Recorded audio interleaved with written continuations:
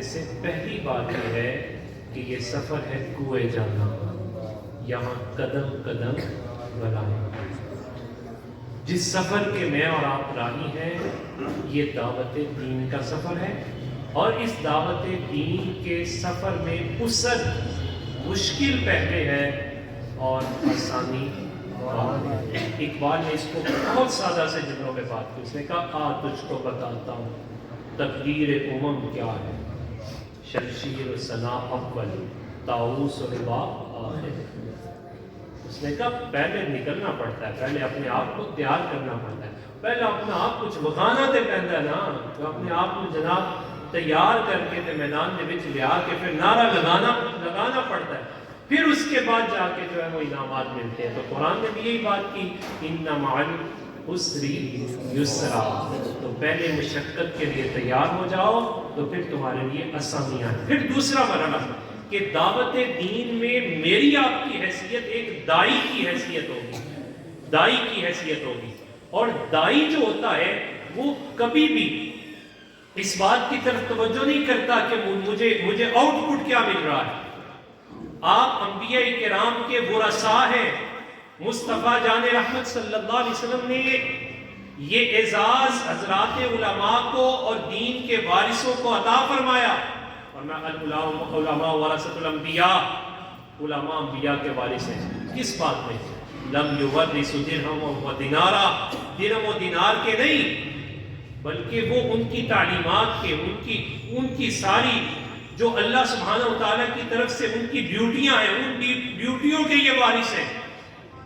جب یہ وارث بننے والے ہیں تو انبیاء کی زندگیاں دیکھیں کہ انبیاء کرام بحیثیت دائی جب دعوت دین دیتے ہیں تو آؤٹ پٹ دیکھتے ہی نہیں ہیں، وہ اپنا کام کرتے ہیں، اور جتنا ان کے حصے کا کام ہے اتنا کام کرتے ہیں، یہ نہیں دیکھتے کہ اسے قبول کرنے والے کتنے لوگ ہیں۔ لہٰذا آپ لوگ جس منصب پر فائز ہیں یا جس منصب پر فائز ہونا ہے، مثلا ایک حافظ صاحب کو بھیج دیا کسی ایسی مسجد میں، آپ حافظ بن گئے، ابھی تھوڑی دیر پہلے تک ہم نے آپ کو حافظ بنا دیا نا، اب آپ حافظ بننے کے لیے بھیج دیا حضرت نے کہیں، تو آپ نے کہا کہ میں تو تراویح کوئی نہیں پڑھانی ہے، تو بندہ ہی ایک کے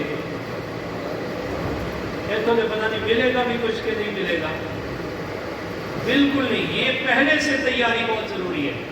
انبیاء کرام کے ورثاء داعین دین کا دائی جو ہوتا ہے وہ آؤٹ پٹ کی طرف تو دیکھتا ہی نہیں، اس کا تو کام ہے وہ اپنا کام کرے اور اپنے سرکل میں رہ کے جتنی وہ چھلانگ لگا سکتا ہے اتنی لگا دے۔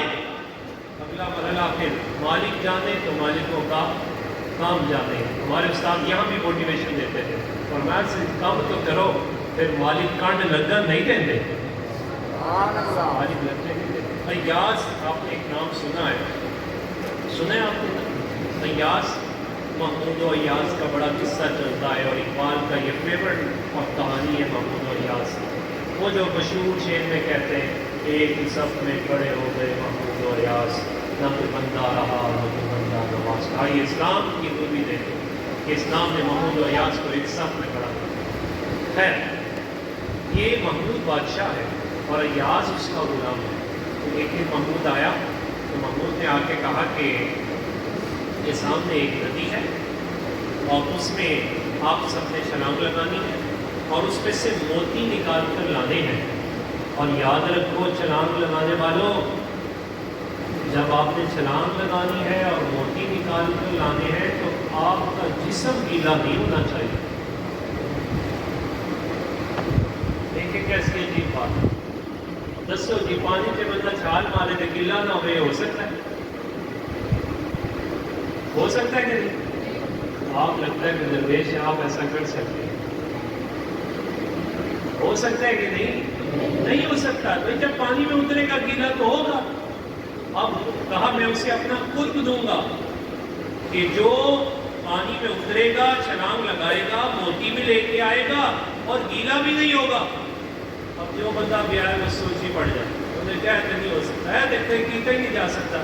یہ میں طالب علموں کو کسی شہر کر لیے، اساتذہ کو کوئی ٹارگیٹ دیں، یہ مرکزی شیران اسلام ہے، یہ اپنے ممبرز کو کوئی ٹارگیٹ دیں، اور کچھ ٹارگیٹ اتنے مشکل ہوتے ہیں، گول اتنے مشکل ہوتے ہیں کہ پہلے سے بندہ ڈھیری ڈال کے بیٹھ جاتا ہے۔ نہیں، یہ نہیں ہو سکتا، ہائے پتہ نہیں کہ میں نہ سوچ رہا ہے یہ بڑی لمبی سوچ، وہ یہ ہو نہیں سکتا۔ نہیں، اگر آپ کسی امیر کے تحت ہیں، کسی کو استاذ کہہ دیا، کسی کو شیخ کہہ دیا، کسی کو اپنا امیر کہہ دیا، تو اب درجہ آپ کا کیا ہونا چاہیے؟ ایاز نے کیا، جب ایاز تک یہ پیغام پہنچا، ایاز فوراً دریا میں اس ندی میں چھلانگ لگائی، موتی لے کے باہر آ گئے، نہ آرگومنٹ کیا نہ آرگومنٹ ٹو، یعنی اب وہ کوئی گالی کی تھی، سوچا بھی نہیں کہ کیا ہوگا کیا نہیں ہوگا، یہ بھلا ایسے ہو سکتا ہے کہ میں چھلانگ لگاؤں، موتی بھی لے آؤں اور گیلا بھی نہ ہوں۔ جب باہر آئے تو محمود نے کہا سارے تو سوچ رہے تم نے کیا کیا، تم نے چھلانگ لگا دی اور پھر موتی بھی لے آئے، گیلے بھی ہو گئے۔ اس نے کہا بادشاہ جتنا کام میں کر سکتا تھا مجھے اتنا کرنا چاہیے تھا۔ اس حکم کے اس کے 3 حصے تھے، پہلا حصہ تھا چھلانگ لگاؤ، دوسرا حصہ موتی لاؤ، اور تیسرا آپ نے کہا تھا گیلے نہ ہو۔ جب میں پہلے 2 کر کے آ گیا تو بادشاہ کے 2 حکموں پر عمل کر دیا، تیسرے پہ امید ہے بادشاہ معاف کر دے گا۔ اب اس پر مولانا روم علیہ رحمہ، اگر آپ ان کا مطالعہ کریں انشاءاللہ آپ نے کرنا بھی ہے، مولانا روم کا بھی اسپرچولیزم کے وہ صوفیاء کے جو ہیں وہ ان کے ہاں ایک اتھارٹی ہے، جب وہ بھی بات کرتے ہیں، کوئی کہانی لکھتے ہیں، کوئی بات کرتے ہیں، تو پھر اس کے آخر میں نتیجہ نکالتے ہیں۔ انہوں نے نتیجہ کیا نکالا؟ فرمایا دعوت دین میں آنے والے شخص کے ٹارگٹ ہونے چاہیے، اور وہ ٹارگٹ من جانب اللہ اور من جانب رسول اس کے پاس ہوتے ہیں۔ استاذ کے سامنے بیٹھ گیا، شیخ کے سامنے بیٹھ گیا، شیخ یا استاد نے اس کی جو ڈیوٹی لگائی، جتنا کر سکتا ہے اپنے سرکل میں رہ کے اتنا کرے۔ اسی طرح اللہ اور اس کے رسول کی طرف سے جو ڈیوٹی لگی، کبھی یہ مت سوچے یہ نہیں ہو سکتا، بلکہ جتنا کر سکتا ہے وہ کرے، تاکہ آئے باقی کی اللہ تعالیٰ خود ہی معافی عطا فرما دے۔ اور بڑا خوبصورت استدلال قرآن مجید فرقان حمید سے کیا، وَيَعْفُ عَنْ كَثِيرٍ۔ سیدنا علی مرتضیٰ رضی اللہ تعالیٰ فرماتے ہیں قرآن کی آیت اتنی حوصلہ افزا ہے کہ ہمیں جو بھی مصیبتیں پہنچتی ہیں ہمارے اپنے اعمال کی وجہ سے پہنچتی ہیں، یہ رب تعالیٰ کی مہربانی ہے، وہ ہر عمل پہ گرفت نہیں فرماتا، بلکہ بہت زیادہ ہماری کرتوتوں کی معافی عطا فرما دیتا ہے۔ کچھ لے کے آئے، کچھ کر کے آئے، اور کرنے کے بعد جو باقی ماندہ تھوڑا رہ جائے تو اس پر تو اس کے کرم سے زیادہ امید کی جا سکتی ہے کہ وہ ہمیں معافی عطا فرما دے۔ حضرت اقبال کی زندگی کا اگر آپ مطالعہ کریں تو اس کی زندگی میں بھی آپ کو یہ بڑا خوبصورت پہلو ملے گا کہ حضرت اقبال نے یہ بات کی کہ آپ اپنے سرکل میں رہ کے جتنا کام کر سکتے ہیں اتنا کام آپ کریں۔ اور ساڑھے پنجابیاں نے بڑی سوکھی کی گل کی تھی، فرمایا مالی دا کم پانی اسی پہلے بیٹھنے ہیں جناب ملے گا کی کہ اس آستانے میں میں پڑھاؤں گا تو کیا ہوگا کیا نہیں، مسئلے بعد پہلا کام ہے اپنا کرو، تسی اپنا پانی لاؤ۔ لہٰذا میری پہلی بات یہاں ختم ہوئی کہ دائی آپ سب نے بننا ہے، یا جو دائیان موجود ہیں وہ دائی آؤٹ پٹ نہیں دیکھتا کہ کیا آ رہا ہے، دائی یہ دیکھتا ہے کہ میں کیا کرتا ہوں، میری کیفیت کیا ہے۔ اور اس وقت ہمارا سب سے بڑا المیہ یہ ہے کہ ہمیں سب کا پتہ ہوتا ہے کون میرے حقوق پورے کر رہا ہے اور کون نہیں کر رہا، اور اپنا کک بھی پتہ نہیں۔ اقبال نے کہا اپنے من میں ڈوب کر پا جاؤ، بات کی بات بعد میں، پہلے اپنی بات کر، اپنے اندر جا کے بات، پہلے اپنے آپ کو دیکھ کہ میں کیا کر رہا ہوں اور میری ایفرٹس کتنی ہیں اور میری توجہ کتنی ہے۔ تو داعیے دین کی یہ ذمہ داری ہے، آپ اپنے آپ کو معمولی مت سمجھیے گا، آپ کو جو ذمہ داری، جو راستہ اور جو آپ کو ڈیوٹیاں دی جا رہی ہیں وہ ڈیوٹیاں اس بات کی علامت ہے کہ اللہ سبحانہ و تعالیٰ نے آپ کے ساتھ بھلائی کا ارادہ فرمایا ہوا۔ مصطفیٰ جان احمد صلی اللہ علیہ وسلم نے یہ تحریک دلوائی، یہ موٹیویشن دی، فرمایا من یرید اللہ بہ خیرا یفقہہ فی الدین۔ کسی کے پاس کوئی گارنٹی نہیں ہے، کسی بھی ڈپارٹمنٹ، کسی بھی فیلڈ میں چلا جائے، کوئی گارنٹی نہیں ہے کہ میرا رب مجھ سے راضی ہے کہ نہیں ہے۔ فرمایا حضرت امام احمد بن حنبل یہ پڑھا کرتے تھے اور پڑھنے کے بعد خوش ہوا کرتے تھے اور سجدہ شکر ادا کرتے تھے۔ پوچھا جاتا کیوں شکر ادا کرتے ہیں؟ فرمایا اس وجہ سے کسی کے پاس کوئی گارنٹی نہیں کہ رب نے اس کے ساتھ بھلائی کا ارادہ کیا یا نہیں کیا، لیکن اللہ جسے دین کی سمجھ دے دیتا ہے اللہ تعالیٰ نے اس کے ساتھ ہی بھلائی کا ارادہ فرمایا ہوا ہے۔ آپ کا اسٹیٹس کوئی معمولی اسٹیٹس نہیں ہے۔ سب سے پہلی بات یہ ہے اپنی ویلیو سمجھیے، اپنا اسٹیٹس سمجھیے اور اپنا گول آج ہی سے متعین کر لیجئے کہ آپ کا ٹارگیٹ اور آپ کا گول کیا ہے، آپ کس صف کے راہی ہیں، کون سا راستہ آپ نے اختیار کیا ہوا ہے، وہ کسی بھی نوعیت سے ہو، اس کے لیے آج ہی تیاری کرنا یہ انتہائی ضروری ہے۔ تو پہلی بات ہم نے کی کہ دعوت دین میں جو مشکلات پیش آتی ہیں، سب سے پہلا مسئلہ یہ ہے کہ ہمیں ان مشکلات کے لیے آج ہی سے تیار ہونا بھی ہے اور لوگوں کو تیار کرنا ہے۔ اب اس پر میں بات ختم کرنے لگا ہوں۔ علماء آپ سے آپ ذرا اپنی طرف دیکھیں، دیکھ سکتے ہیں؟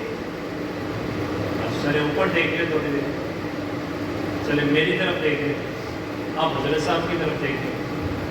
چلو اب میں آپ سے بات کرتا ہوں۔ بیٹا آپ لوگوں نے بھی یہ کوئی ضروری نہیں ہے کہ آپ کا ہی دل بدلے، ایسا ممکن ہے کہ دین کے راہی آپ ہیں، آپ گھر جائیں اور گھر والوں کا دل بدل جائے۔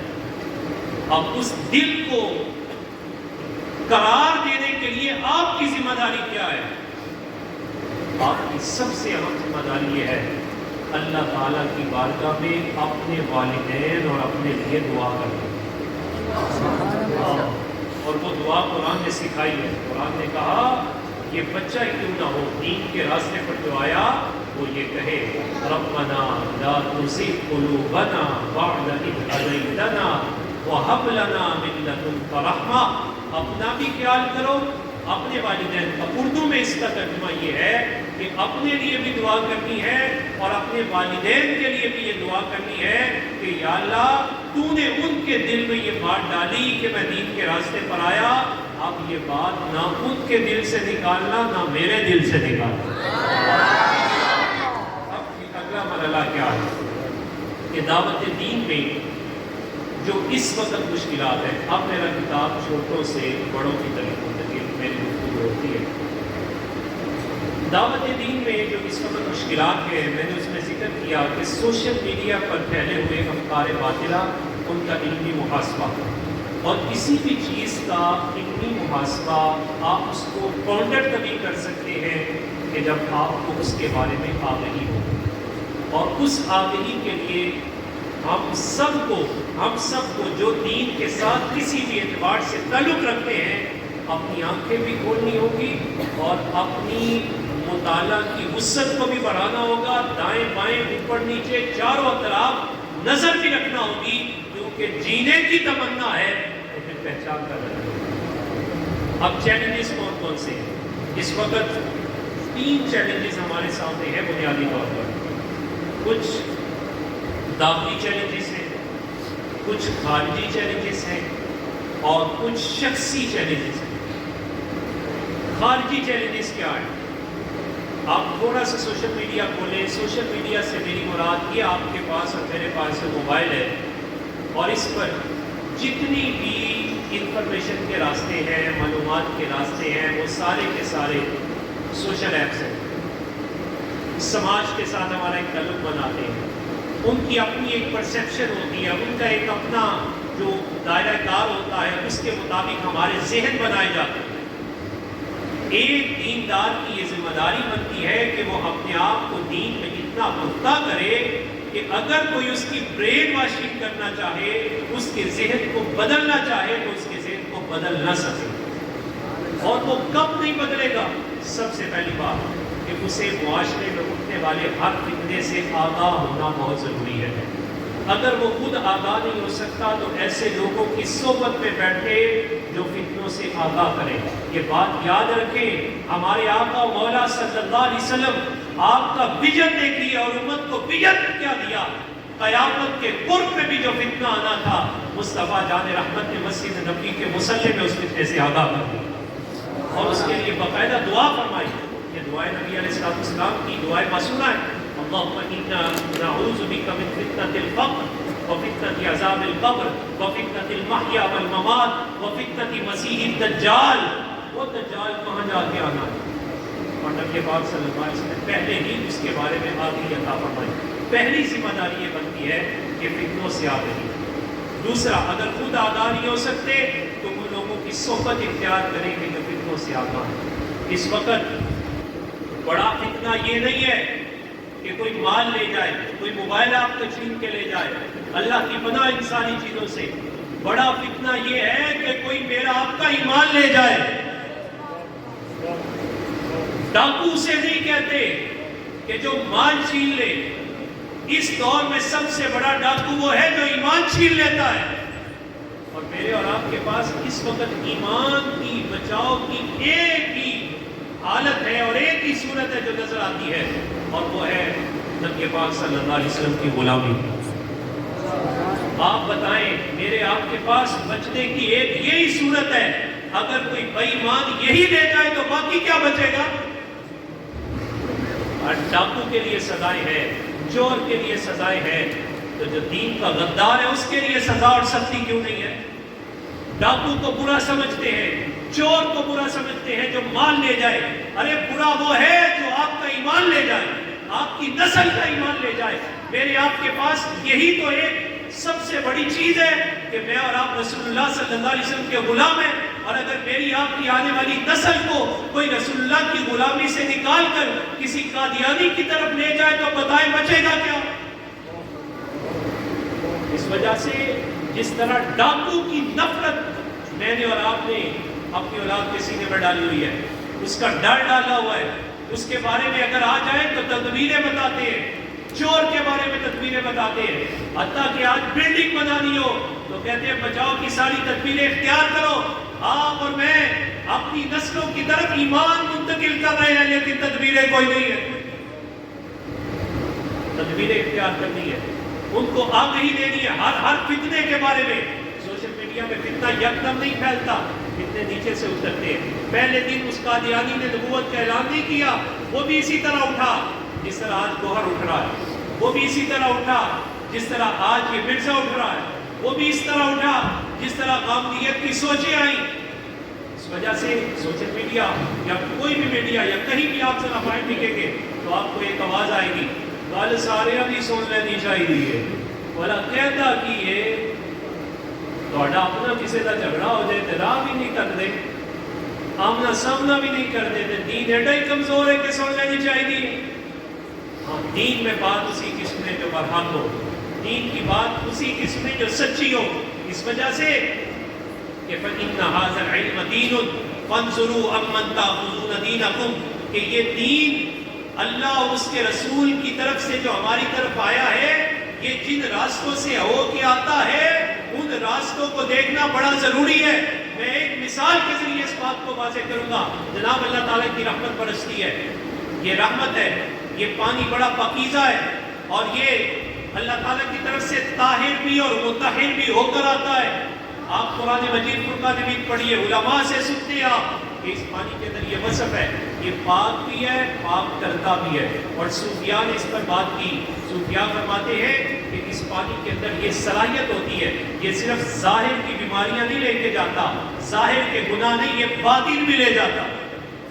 اندر بھی خرابی ہو تو اترنے والا رحمت کا پانی لے جاتا ہے. کسی کو انتہائی فزیکل بیماری ہو، ظاہری جسمانی بیماری ہو، یہ پانی علاج کرتا ہے. باطنی بیماری ہو، اس پر کیا ہوا دم زیادہ مؤثر ہوتا ہے.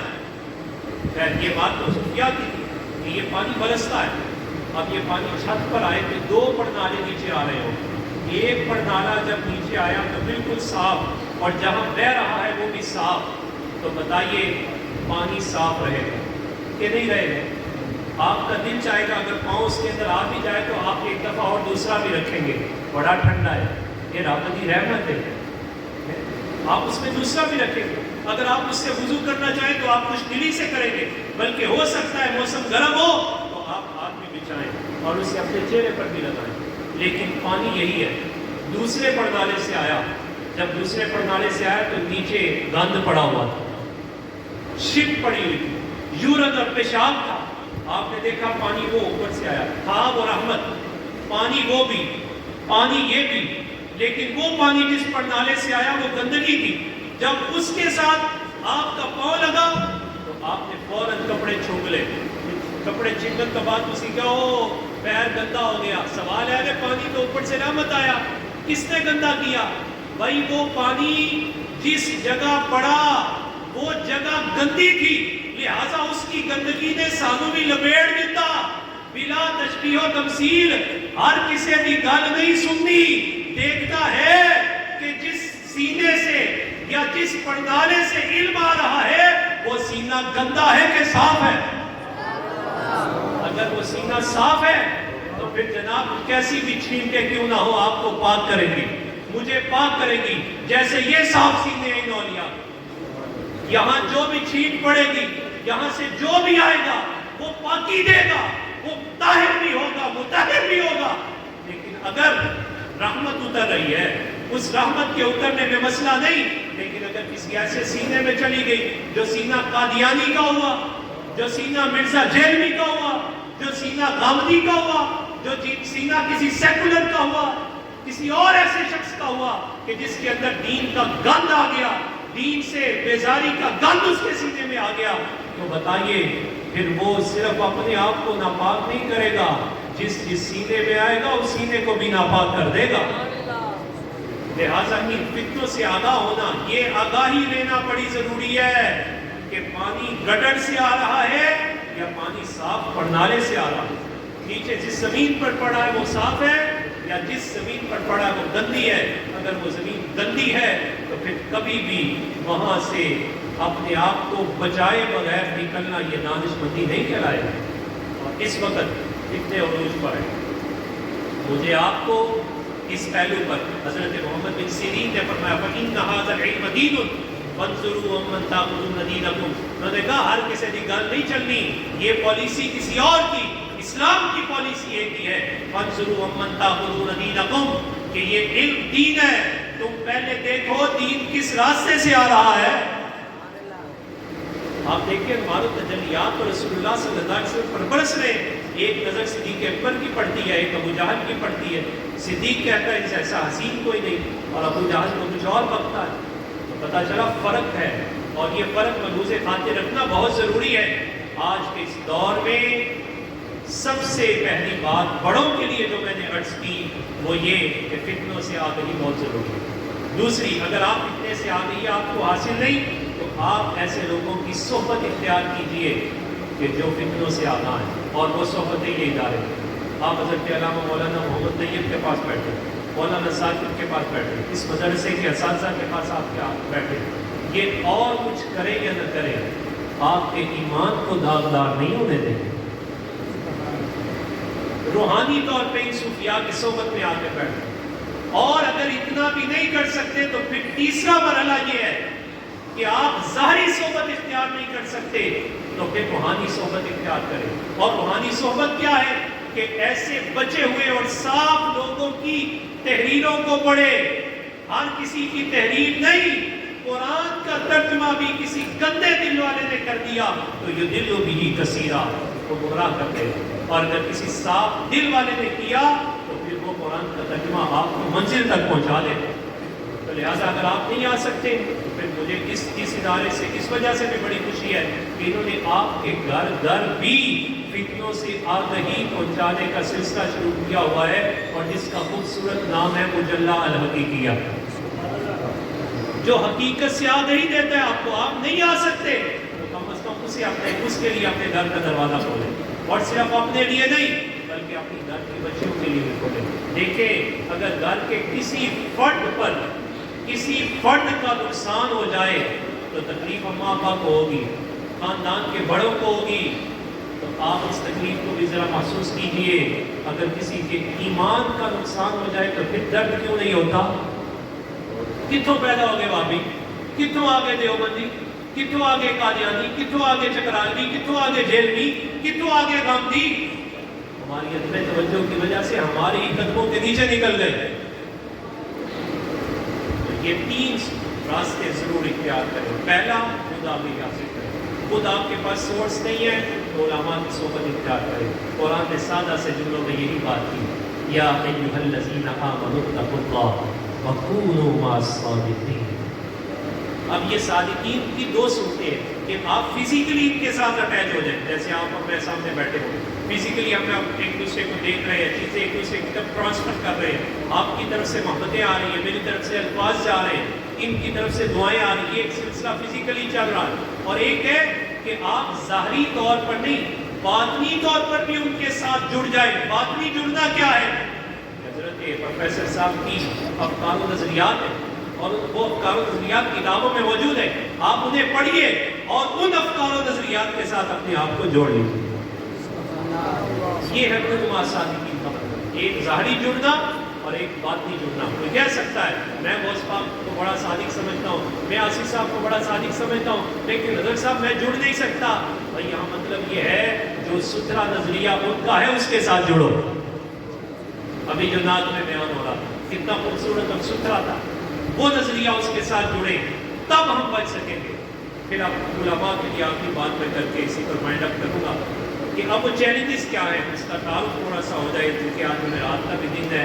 علماء کی بات پہلے ہی ختم ہو گئی ہے, اب آپ کو انتظار بھی ہوگا کہ حضرت صاحب کب مائنڈ اپ کرتے ہیں, ختم کرتے ہیں. تو میں اب بات کو کرنے لگا ہوں ختم. صرف مجھے آپ اتنی بات بتا دیں, کوئی ایک طالب علم, کہ آپ کے ساتھ میں نے کیا بات کی ہے, کوئی ایک بتا دیں, تھوڑی سی میں بھی ملا دوں. آپ کے ساتھ میں نے کیا بات کی ہے کہ آپ نے دین کے راستے کو آسان لیکن تو نسنا بھی ڈٹ کے, آپ بھی کھلونا ہے تو گھر والوں بھی کھلار کے رکھنا ہے, آپ بھی کھلونا ہے تو گھر والوں بھی کھلار کے رکھنا ہے. اس وجہ تو کہ تہاڈی منزل پیچھے مڑ کے ویکھن والی ہے ہی کوئی نہیں. تسی جنت سے بھی پیچھے مڑ کے کوئی نہیں ویکھدا, اوتے بھی پڑھ جاؤ جناب آ گئی. لہٰذا اب پیچھے مڑ کے نہیں دیکھنا, اب آپ جس راستے پہ آ گئے اس پر فخر محسوس کریں, اور فخر محسوس کر کے اس کے ساتھ جڑ جائیں. جس ادارے کے ساتھ آ گئے وہاں بھی جڑ جائیں. اور تو سیانے آ گیا سی یک گیت تے محکم گیت, ہے بھی نہیں کہ جیڑی کالی گلی ہوئی ہوتے منہ مار لئیے, ایک کی پڑھنا ہے تو پکا پڑھنا ہے. یک گیر محکم گیر, ایک پکڑے اور اسے پکا پکڑے, اور پھر یہ نہ دیکھیں آؤٹ پٹ کیا ہے, آؤٹ پٹ مل ہی جائے گا. آپ کا کام ہے آپ محنت کریں, اپنی طرف سے جو آپ کر سکتے ہیں وہ کر لیں. بڑوں کے ساتھ میں نے کیا بات کی, کوئی ایک پوائنٹ میں تھوڑا سا ساتھ مل جاتا ہوں. بڑوں کے ساتھ ہم نے یہ بات کی کہ آپ کے دل کے اندر بھی دین کا درد موجود ہے, تبھی آپ یہاں بیٹھے ہوئے. اس درد کو اپنے تک محدود نہ رکھیں. صرف دعا ہی نہیں کرنی میری آنے والی نسلیں تیرے عشق ہی میں بچلے, اس کے لیے کام بھی کرنا ہے. اور کام کیا ہے؟ اس دور کے فتنوں سے آگہی حاصل کریں. اگر فتنوں سے آگہی نہیں حاصل کر سکتے, جن کو آگہی ہے ان کی صحبت اختیار کریں. ان کی ظاہری صحبت اختیار نہیں کر سکتے تو جو انہوں نے اپنی صحبت آپ تک پہنچانے کے لیے سلسلے قائم کیے ہوئے ہیں, ان سلسلوں کے ساتھ خود بھی جڑے اور اپنی خواتین کو بھی اس کے ساتھ جوڑے. مجھے اس بات پر بھی بڑی خوشی ہے کہ الحمدللہ یہ آستانہ عالیہ حضور مفکر اسلام یہ نہ صرف رجال کے لیے, مردوں کے لیے, ان کو فتنوں سے بچانے کے لیے مدارس دینیہ کے قیام کو عمل میں لا رہا ہے, بلکہ شیران اسلام اس کے ساتھ ساتھ خواتین کے لیے بھی پراپر مکمل طور پہ ان کو آگہی دینے کے لیے بھی دینی مدارس کے قیام کو عمل میں لا رہے ہیں. تو لہٰذا آپ خود بھی اور اپنے بچوں خاندان کو بھی جوڑیں. اس وجہ سے کہ اس وقت کا سب سے بڑا ڈاکو چور وہ ہے کہ جو میرا آپ کا یا میری آپ کی نسل کا ایمان چھین کے لے جائے. ایمان نہیں جانتے, جان جاتی ہے تو جائے پر ایمان نہ جائے, جان جاتی ہے تو جائے پر ایمان نہ جائے. اور ایمان کس کا نام ہے؟ مصطفیٰ جان رحمت صلی اللہ علیہ وسلم کے ساتھ جڑ جانے کا نام. اور جو حضور سے جوڑنے والے ہیں ان کے ساتھ. اب علماء سے آخری بات کہ اس وقت ہم علماء کی بھی ذمہ داری بنتی ہے کہ روایتی رسمی ریچولزم روایتی گلا ختم ہو رہے ہیں, گناہ ہو رہے ہیں, ان سے ہٹ جائے. اگر کوئی ایسی نشست بھی ملتی ہے تو اس میں بھی اویئرنیس, ان میں بھی آگہی دینا یہ بہت ضروری ہے. جو ہمارے پاس آ گئے انہیں آگاہ کرے. آپ کی میری نشست میں کوئی بندہ بیٹھے تو بیٹھنے کے بعد کم از کم اتنا ضرور ہو جائے، اگر نیا کچھ لے کے نہیں گیا پہلا پکا ہو جائے۔ مسئلہ ایسی پہلے بھی پکے نہیں کر رہے، ان میں اب 3 قسم کے چیلنجز ہیں، آپ گول بنا لیجیے۔ ایک خارجی چیلنجز ہے۔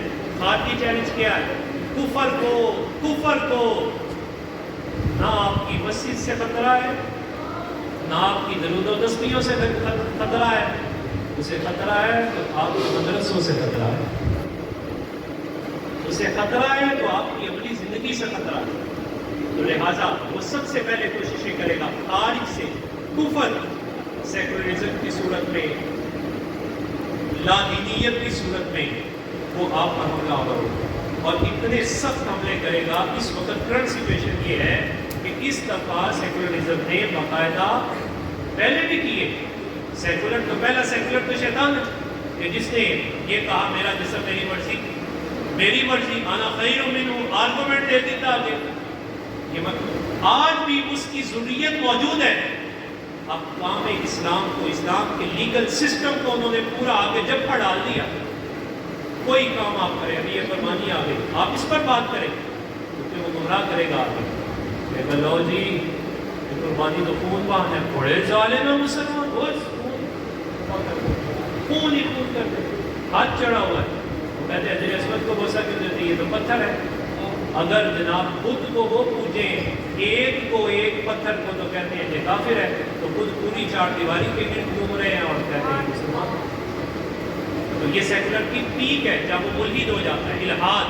ہماری نئی نسل اسکولوں کالجوں سے جاری، یہ میں بات کر رہا ہوں مرکزی شیران اسلام کے ان جوانوں کے لیے کہ جن کا منشور یہ ہے کہ امت مسلمہ کے نوجوانوں کو فتنوں سے بچاتے ہوئے ان کے سینوں کو عشق رسالت مآب سے منور کرنا، ان کے اندر دین کی پختگی پیدا کرنا۔ یونیورسٹی اور کالجز میں آپ حیران رہیں گے کہ بچہ اچھا بلا جاتا ہے، بچی اچھی بلی جاتی ہے، اور واپس آ کے ابا جی کو کہتی ہے ابا جی اے ہون برقع نہیں دے میں پانا، اے ہون دوپٹہ میں نہیں دے پانا۔ تو یاد رکھیے گا وہ دوپٹہ نہیں اتار رہی، وہ آپ کا دین اتار کے آپ کے قدموں میں پھینک رہی ہے۔ اس چادر کو محض چادر مت سمجھیے، اس کو دوپٹہ مت سمجھیے، یہ وہ تہذیب اسلامی ہے جو وہ لادینیت آپ سے نکال رہی ہے، چھین رہی ہے۔ بچہ تو آپ بھیج رہے تھے کسی اور کام کے لیے، وہ وہاں جا کے نشہ کرتا ہے، اور اس نشے کو وہ کہتا ہے یہ جناب انٹرٹینمنٹ ہے۔ بچہ تو آپ وہاں بھیج رہے ہیں، وہ واپس پلٹ کے آ کے کہتا ہے اگر خدا موجود ہے تو پھر اس کے دلائل کیا؟ ابا جی سارے کی گل سننی چاہیے کہ قادیانیہ کے بارے ایسا سخت رویہ کیوں ہے؟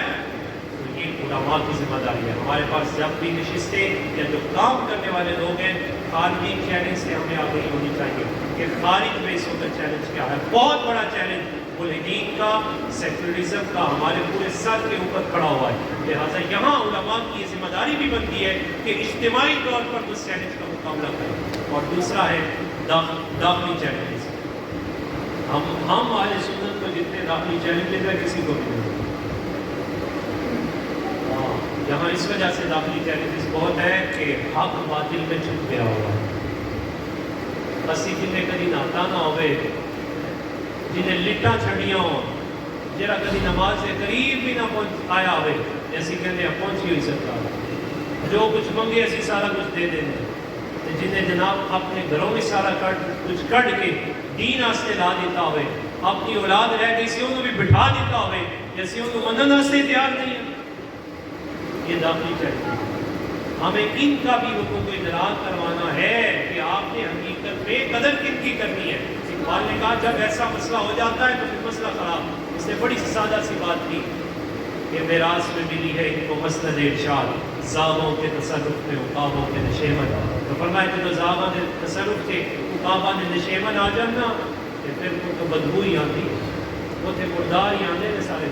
تو پھر ظاہر ہے وہ جو ان کی صحبت میں، یا اگر ان کو پروموٹ کر دیا تو نتیجہ وہی نکلے گا جو اس وقت اہل سنت کے سامنے ہے۔ اس وجہ سے ان علماء کی، ان کام کرنے والوں کی یہ بھی ذمہ داری ہے کہ داخلی طور پر ہم دیکھیں کہ یہ چیلنجز کیا ہے، داخلی طور پہ ہمیں کس کس طرف سے گھیرا جا رہا ہے۔ مربجہ جو ہمارا تصوف ہے اسے حقیقی تصوف سے دور کر دیا گیا، अबू अली सीना मकारिम अखलाक पे किताबें लिखने के बाद शेख अबू सईद की बारगाह में आया, जब उठ के वापस गया तो अपने बंदों को छोड़ के गया। तो जाके जब बंदे वापस गए तो शेख अबू अली सीना ने अपने मुरीदों बंदों से पूछा, दसो फिर मेरे बारे में हजरत साहब ने की क्या? उन्होंने कहा हजरत साहब ने ये कहा है मकारिम अखलाक दानत वलाकिन मकारिम अखलाक न दारत। मुझसे से लाल पीला हो गया। हजरत साहब कहते थे मुझे मकारिम अखलाक नहीं आते। अखलाकियात पे बड़ी बड़ी किताबें अबू अली सीना ने लिखी, अपने वक्त का एक्सपर्ट ही है उलूम का, तो लाल पीला होके आ गया। तो कहने लगा आपने मेरी किताब नहीं पढ़ी, आप कहते हैं मकारिम अखलाक का नहीं पता, मैंने अखलाकियात ही कोई नहीं पता। आपने कहा जा जलिया ये नहीं किया कि तुझे मकारिम अखलाक का पता नहीं है, हमने ये कहा तुझे मकारिम अखलाक दिखाए नहीं है, नजर नहीं आए। यानी अमली तौर पर जो लोग महरूम हैं, अमली तौर पर जिनके पास पल्ले में तक नहीं है, वो बेशक जैसे मर्जी मसनद पे बैठ जाए, जैसा मर्जी हुलिया इख्तियार करके आ जाए, वो हमारे लिए काबिल कबूल नहीं है। और अगर कोई सादगी में है और बिल्कुल अपने असलाफ के मनहज पर खड़ा है तो हमें उसे कबूल करना है, हमें उसी को प्रमोट करना है। ये जो प्रमोशन हमने अपने ही जानी लोगों की वो नुकसान हुआ। ये पार्टी बहुत बड़ा चैलेंज है। मैं दबे लफ्ज़ों में बहुत सारी बातें करके अब वक्त की दामन में चूँकि गुंजाइश इतनी थी, इंशाअल्लाह फिर कभी मौका मिला तो हम इस पर बात करेंगे। आखिरी बात है कि शख्सी चैलेंजेस अब उलमा के लिए और हकीकी वारिसान औलिया के लिए शख्सी चैलेंज इस वक्त मौजूद है। शख्सी चैलेंज का क्या मतलब? आप देखिए आलिम है, मुआशरे में उसे कहा जाता है मुल्ला, मौलवी, डिग्रेशन, मतलब इतना सारा कुछ पाया जाता है, बल्कि और कोई करे ना करे खुद जाली बंदा कहता है वो छड्डो जी मौलवियों का रास्ता और साड़ा रास्ता हो। ये कैसे मुमकिन है? ये शख्सी चैलेंज है। अपनी शख्सियत में निखार पैदा करना और अपने आप को मनवाना, ये भी आज के दीन के दाई की अहम जिम्मेदारी है। खुलासा कलाम मेरा ये निकला, हमारी गुफ्तगू का जो मौजू था वो ये था कि परेशान नहीं होना, गम नहीं खाना। कुरान कहता है गम भी नहीं खाना, थकना भी कोई नहीं, यकीन तुहाडा होया ते रब ताला कामयाबी ते बुलंदी दोनों अता फरमाएगा। मुस्तफा जान रहमत सल्लल्लाहु अलैहि वसल्लम फरमाते हैं अल इस्लाम यालू वला युला अलैह, इस्लाम तो ज़माने में दबने के लिए आया ही नहीं। मसला ये है कि हमने इस्लाम की बुलंदी के लिए अपने आप को तैयार करना है। उस तैयारी के लिए मैंने दो मौजू मान के थोड़ा स्टैरियो चेंज करके उस पर बात की कि दावत दीन में, दावत हक में जो दरपेश चैलेंजेस हैं, मुश्किलात हैं, उनके लिए तैयार भी होना है, उनसे आगाही भी हासिल करनी है। और ख़ास तौर पे सोशल मीडिया के ज़रिए या जितनी भी ये इंफॉर्मेशन को बारमेस्ट हो रही है, इसके ज़रिए हम पर जो चैलेंजेस आ रहे हैं उन चैलेंजेस का इल्मी अमली मुहाकमा और मुहासबा करना वो हम सब की जिम्मेदारी है। अल्लाह ताला की बात में दुआ है।